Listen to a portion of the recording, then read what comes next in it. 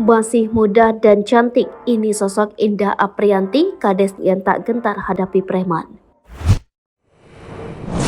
Kepala Desa Ciasembaru, Kabupaten Subang, Indah Aprianti mendadak menjadi perbincangan hangat warganet. Indah Aprianti mendapatkan pujian lantaran aksi beraninya menghadapi preman. Dalam video viral, Indah Aprianti seolah tak gentar saat melawan laki-laki yang menolak dilakukannya perbaikan jalan. Dia bahkan tak ciut nyali saat preman itu berbicara dengan nada kasar.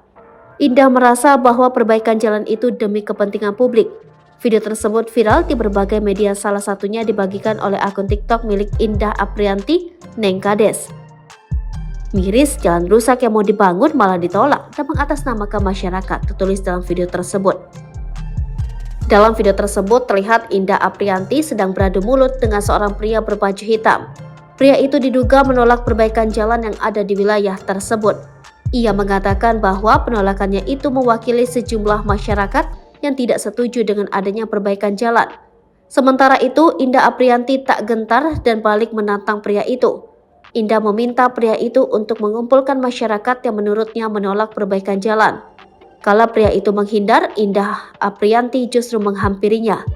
Berdasarkan informasi yang dihimpun, peristiwa tersebut terjadi di Kampung Babakan, Desa Ciasembaru, Kabupaten Subang, Jawa Barat.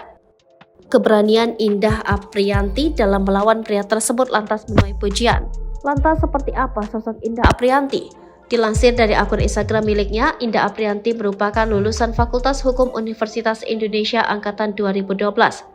Perempuan kelahiran 1995 itu kerap membagikan berbagai program yang ia kerjakan sebagai Kepala Desa Ciasembaru.